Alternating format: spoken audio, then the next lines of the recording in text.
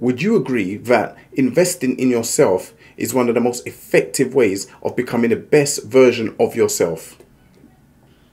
By the end of this episode, you know how to build your knowledge base, how to fast track your learning curve, why you should overlearn in your chosen field, why having hands-on experience is so important, and how to build upon your communication skills.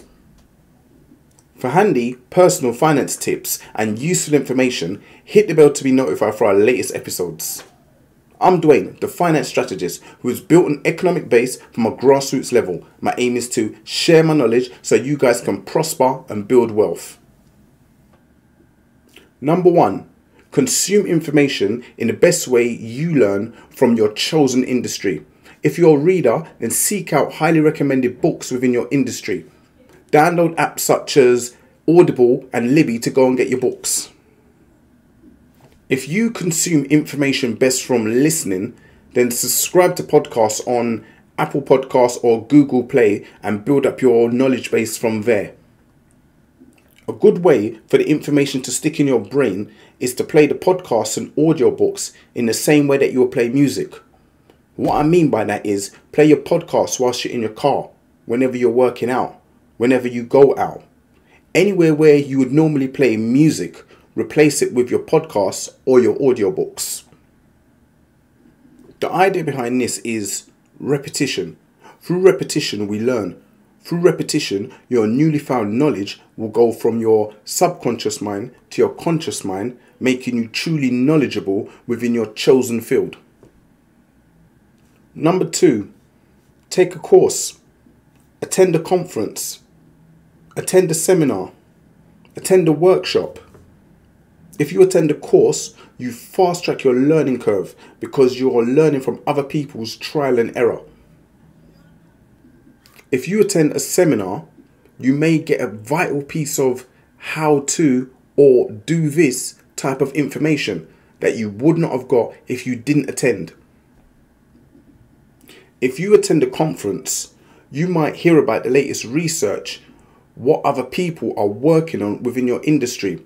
A lot of researchers premiere their work and findings at conferences. So you being in attendance keeps you up to date with what's really going on. Also, it gives you the opportunity to capitalize early. If you attend a workshop, you might create new ways of doing things. You might create new ways of thinking. You might create new ideas. And that's all due to interaction at the workshop. And that's a perfect way to speed up your growth. How have you benefited from investing in yourself? Put your answers in the comments below. Number 3, overlearn in your field. Why? Because that automatically raises your performance level. Whatever your industry, learn to master every component and then keep practicing. Think about it. Footballers, boxers, sports people in general don't stop learning. Successful business people don't stop learning. And that's why they have longevity in the game. Seek out teachable moments within your field. For example, for those that lost money during the GameStop stock price saga, the teachable moment in this would be learn how to value a company before you quote unquote invest in it. And that leads back to overlearning in your industry. If you overlearn in your industry, let's use the GameStop example again, you will be able to anticipate from your knowledge base that the stock price will eventually fall, giving you the opportunity to place a stock put option on the company GameStop, in turn making you money because you took an educated guess that the price will go down. And that's the benefit of overlearning. Number 4, seek out hands-on experience. Go out in the field, get started straight away. Nothing beats hands-on experience. You get to identify what you're good at. You get to identify what you're bad at. So now you know what you need to work on. You get to identify potential gaps between theory and practice. For example, if you're an investor, you can only read, watch and listen to so much. But if you're invested in the stock market and experience a serious dip within the market, you get to identify your financial behavior, especially how your emotions react towards money. And once you know that, you know how to control it, and that way you can win out here. Hands-on experience builds confidence and helps push you out of your comfort zone. Number 5, build your communication skills.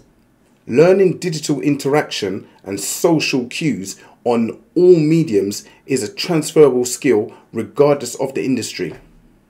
Learn to listen a lot. Be brief and specific when speaking. Think before you speak. Don't talk down to anyone. Treat everyone with respect.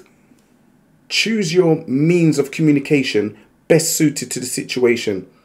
Sometimes calling and speaking to someone is more effective than sending an email, and vice versa. Check your messages before you send them. A good idea is to download the app called Grammarly, which can help you convey your message more clearly. Learn body language and how you convey a message without speaking. For example, maintain eye contact when you and another person is speaking. Also, have open body language. Don't cross your arms while interacting with somebody, as that can come across as you're not accessible. Look for ways to clarify that your message is being understood. You may have to rephrase what you're saying. Familiarize yourself with the art of timing through communicating. Study effective communicators such as comedians. If you watch how Dave Chappelle moves from one topic to the next whilst captivating an audience, that's a display of a person mastering the art of timing through communication.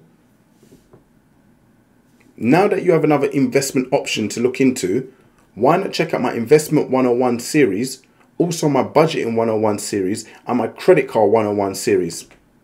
If you enjoyed this episode and found this useful, click the like button, comment and subscribe.